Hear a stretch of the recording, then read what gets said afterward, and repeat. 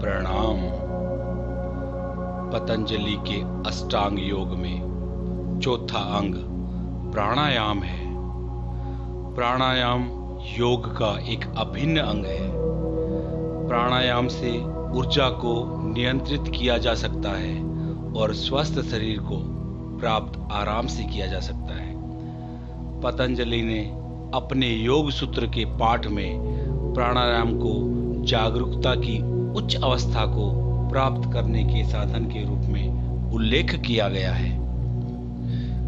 प्राणायाम एक संस्कृत शब्द है जिसे वैकल्पिक रूप से प्राण का विस्तार, सांस पर नियंत्रण या जीवन शक्ति के रूप में अनुवादित किया जाता है।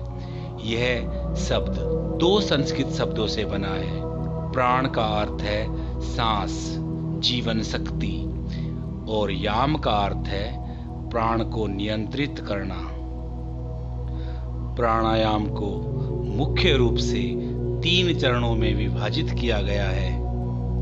पहला है पूरक, अर्थात नियंत्रित गति से श्वास अंदर लेने की क्रिया को पूरक कहते हैं। श्वास धीरे धीरे या तेजी से, दोनों ही तरीके से जब भीतर खींचते हैं तो उसमें लय और अनुपात का होना आवश्यक है। दूसरा है कुंभक, अंदर की सांस को क्षमता के अनुसार रोक कर रखने की क्रिया को कुंभक कहते हैं। श्वास को अंदर रोकने की क्रिया को आंतरिक कुंभक और श्वास को बाहर छोड़कर पुनः नहीं लेने और देर रुकने की क्रिया को बाहरी कुंभक कहते हैं।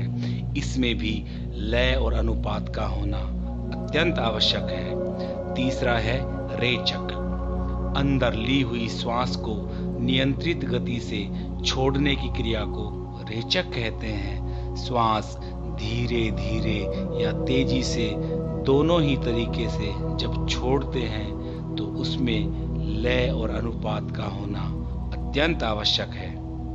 प्राणायाम क्रिया के लगभग 50 से अधिक प्रकारों का वर्णन ग्रंथों में मिलता है, लेकिन यहाँ पर अग्निसार, कपालभाति, भस्त्रिका, शीतली, शीतकारी, सूर्यभेदी, उज्जाई, भ्रामरी और नाड़ी शोधक, इन 9 प्राणायामों का वर्णन किया जा रहा है। इसमें से भस्त्रिका और सूर्यभेदी प्राणायाम सर्दियों के लिए विशेष तौर पर लाभदायक है। शीतली व चंद्रभेदी ग्रीष्म काल में विशेष लाभ देते हैं, जबकि नाड़ी शोधक, उज्जाई, भ्रामरी और कपालभाति को सर्दी गर्मी दोनों ऋतुओं में किया जा सकता है। प्राणायाम योग आसन के अभ्यास के बाद ही किया जाना चाहिए। प्राणायाम में श्वास केवल नाक के माध्यम से ही ली जानी चाहिए। प्राणायाम के दौरान आंखें बंद करें, गहरी सांस अंदर लें और कुछ समय तक सोचें। जितना संभव हो सके श्वास को रोकें और धीरे धीरे से उसे बाहर निकालें। धीमी गति से श्वास लें, जितना संभव हो उतनी गहरी, बहुत धीरे धीरे और लगातार। यह सोचना चाहिए कि आप ऊर्जा को अपने शरीर में ले रहे हैं। श्वास को जब तक रखें तब तक आरामदायक हो। इस समय के दौरान सोचें कि प्राण मस्तिष्क से लेकर पैर तक पूरे शरीर को साफ कर रहे हैं। श्वास छोड़ने की अवधि श्वास लेने की अवधि से अधिक होनी चाहिए। श्वास बाहर छोड़ते समय सोचें कि आपके शरीर और दिमाग की सभी अशुद्धियों को साफ किया जा रहा है और उसके जरिए सांस को बाहर निकाला जा रहा है। अपनी सुविधा के आधार पर आप 3 से 10 बार इस चरण को दोहराएं। प्राणायाम के बाद कम से कम 5 मिनट के लिए आप एक जगह पर बैठने का निश्चय करें। प्राणायाम करने से पहले अगर संभव हो सके तो सूर्य नमस्कार करें। प्राणायाम करने का सही समय सुबह ही है, क्योंकि सुबह ताजी हवा होती है और ऊर्जा दिमाग और शरीर में भर जाती है।